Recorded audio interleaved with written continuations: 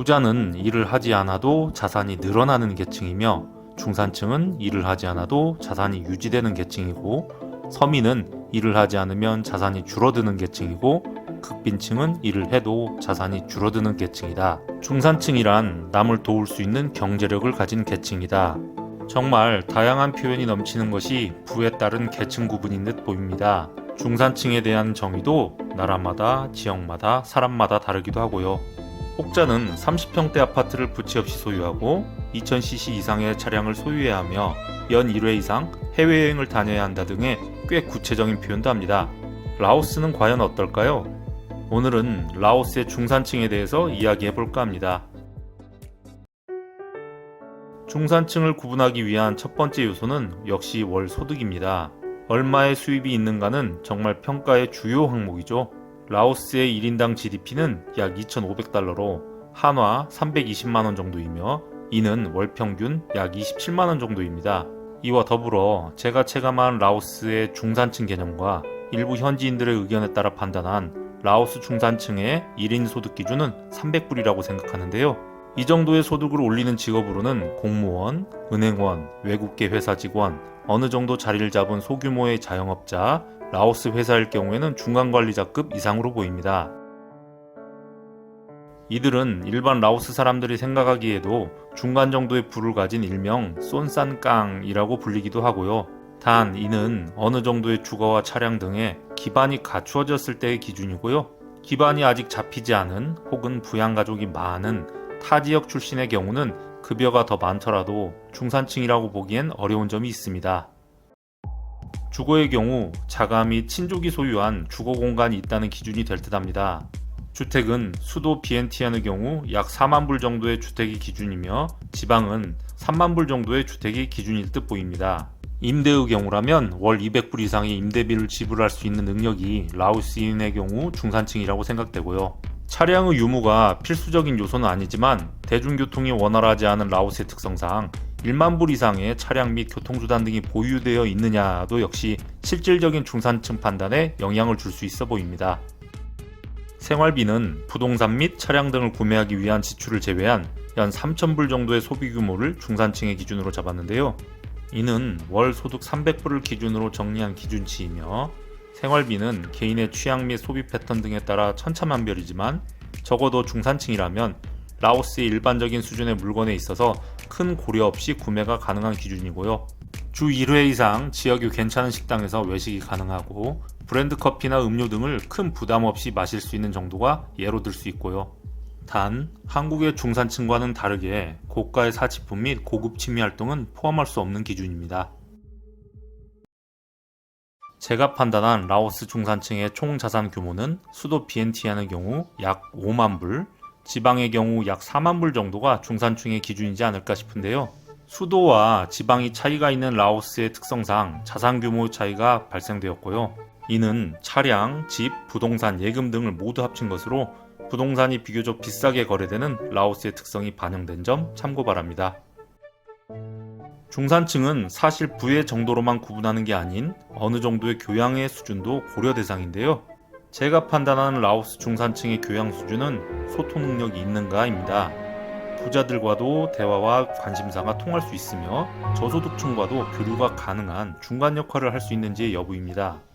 또한 나라 특성상 일반 라오스인이 예술과 문학 등의 조예가 깊기는 어려우나 5개국을 주변에 두고 다양한 국적의 사람들이 방문하는 나라인 만큼 태국어를 제외한 영어, 중국어, 베트남어, 프랑스어 등 외국어 중 1개 이상을 기초 이상으로 하는 수준이 라오스 중산층 이상의 외국어 수준이라고 생각이 되고요.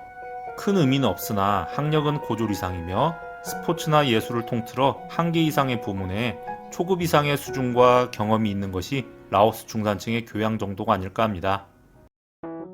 라오스의 문화활동은 우리가 생각하는 것과는 차이가 있을 수 있지만 라오스의 중산층급이라면 역시 나름의 문화활동을 하고 있습니다. 주변국으로 연 1회 이상의 여행 및 쇼핑을 가며 휴일에 영어 관람이나 각종 행사 등을 비교적 부담 없이 즐기고 연휴에 국내 관광지로 가족과 함께 여행을 가는 것이 어렵지 않은 수준으로 보이고요. 불교가 국교인 라오스답게 사원 방문 및 일정 수준의 기부 활동이 가능한 모습이 라오스 중산층의 특징으로 보여집니다. 라오스의 교육은 크게 국제학교, 사립학교, 국공립학교 이렇게 세 개로 나눠볼 수 있는데요. 국제학교는 주로 수도인 비엔티엔에 있으며 학생의 대다수는 외국인 자녀이고 영어, 불어 등 외국어 등도 배우며 유럽의 명문 학교들과도 연계되어 있는 라오스에서 비교적 질 높은 수준의 교육 환경을 제공하는 곳입니다. 학교 및 학년에 따라 다르지만 1년 학비는 약 3,000불에서 10,000불 이상으로 상당한 고액이지만 이곳 역시 라오스인의 자녀들도 다니고 있고요. 이는 학비의 규모로 중산층보다는 상류층 및 부자들의 자녀로 판단할 수 있고요. 국공립 교육이 잘 되어 있어 인기가 높은 우리와는 다르게 라오스는 사립학교가 국공립에 비해서 교육 환경이 훨씬 우수한 편입니다. 또한 학비는 학교마다 다르긴 하지만 국공립 학교에 비해서 10배 이상 비싼 편이고요.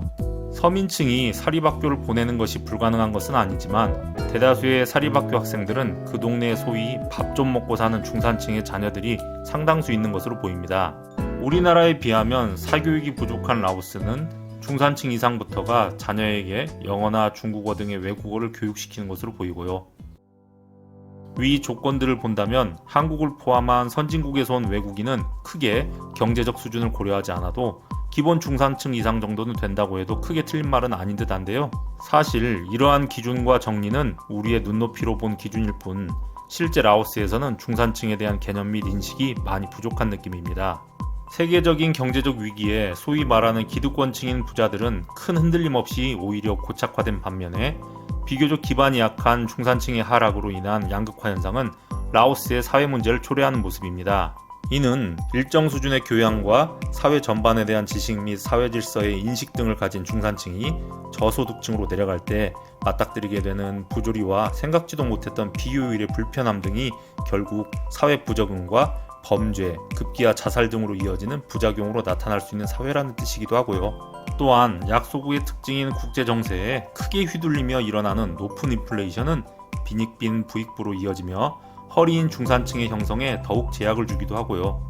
이에 라오스는 어쩌면 부자와 서민의 이분화 또는 부자와 서민 그리고 극빈층으로 나눠야 하는 게 아닐까 하는 생각이 들기도 합니다. 하지만 어느 사회든 허리 역할을 하는 중산층이 두터워져야 국가의 발전과 안정을 추구할 수 있는 바 라오스도 장기적으로는 중산층 살리기에 중점을 두는 정책을 펼 것으로 보입니다. 주제 특성상 명확한 기준이 존재할 수 없는 만큼 주관적인 요소가 많이 포함되어 있으니 이렇게도 생각할 수 있구나 정도의 재미로만 봐주시길 바랍니다. 여러분이 생각하시는 라오스의 중산층은 어떤 느낌인가요? 여러분의 생각을 댓글로 공유해주세요. 시청 감사드립니다. 이디아나 존스였습니다.